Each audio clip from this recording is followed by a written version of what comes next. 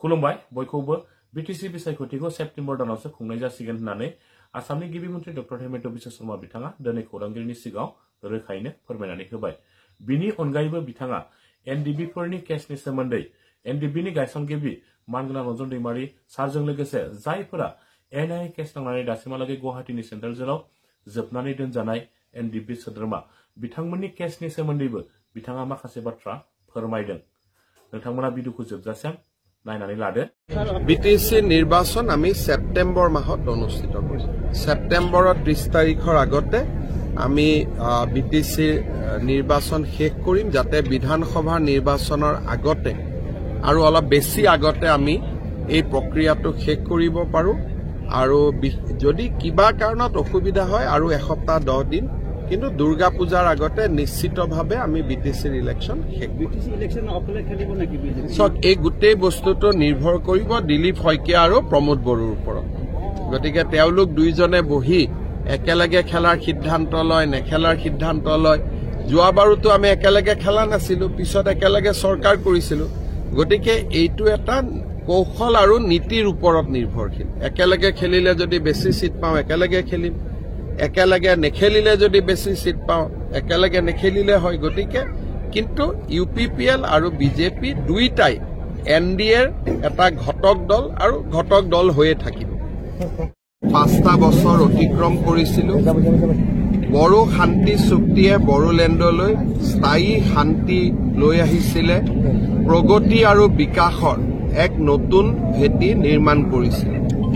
আজিৰ এই গৌৰৱময় দিনটোত বড়ো শান্তি চুক্তিৰ ৰূপকাৰ প্ৰধানমন্ত্ৰী নৰেন্দ্ৰ মোদী আৰু এই শান্তি চুক্তিৰ নায়ক অমিত শ্বাহ ডাঙৰীয়া আৰু এই শান্তি চুক্তিৰ প্ৰধান ঘটক বা প্ৰধান যি উপাদান নিখিল বড়ো ছাত্ৰ সন্থা এনডিএফবিক মই আন্তৰিক অভিনন্দন আৰু ধন্যবাদ জনাইছো।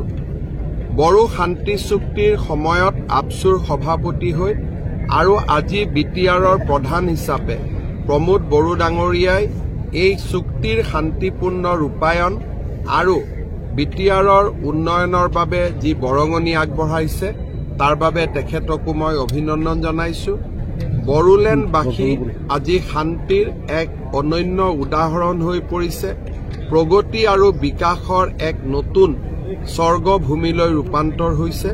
আজিৰ এই সুন্দৰ দিনটোত অসমবাসী ৰাইজৰ হৈ মই আটাইকে আকৌ এবাৰ ধন্যবাদ আৰু কৃতজ্ঞতা জনাই। শুনা নাই ক'ৰ পৰা বহিৰাগত কোম্পানী গতাই দিয়া, এইবিলাক ক'ৰ পৰা আহিলে, কেনেকে আহিলে, কি তাৰ বুনিয়াদ কি মইতো নিজেও নাজানো।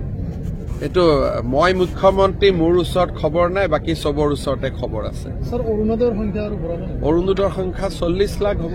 গতিকে ইয়াৰ বিটিআৰৰ চিলেকশ্যনৰ কাম আৰম্ভ হোৱা নাই, অহা মাহত কৰিম। বাকী জাগাত ইতিমধ্যে নিৰ্বাচন চিলেকশ্যনৰ প্ৰক্ৰিয়া চলি আছে। প্ৰাক্তন এনডিএফবিৰ লগত জড়িত প্ৰায়বোৰ কেছে আমি উইথড্ৰ কৰিছো।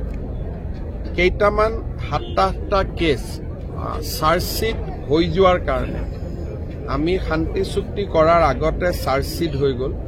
সেইকাৰণে সেই গোচৰ কেইটাৰ ওপৰত সিদ্ধান্ত কোৰ্টে ল'ব পাৰে। কোৰ্টক আমি অনুৰোধ কৰি আছো যে আমি চৰকাৰে শান্তিৰ কাৰণে কেছ কেইটা উঠাই ল'ব বিচাৰে, কোৰ্টৰ তাৰ বাবে অনুমতি লাগে আৰু আমিও চেষ্টা কৰি আছো। আৰু 7-8টা গোচৰ এনআইএৰ পৰা আমি অসম চৰকাৰলৈ আনিবলৈ চেষ্টা কৰি আছো যাতে গোচৰ কেইটা কোৰ্টত থাকিলেও পৰিচালনা যাতে অসম চৰকাৰে কৰিব পাৰে আৰু তাক যাতে আমি শান্তিৰ স্বাৰ্থত লৈ যাব পাৰো। চুক্তিৰ মাত্ৰ কেইটামান দফা ৰূপায়ণ হ'বলৈ বাকী আছে।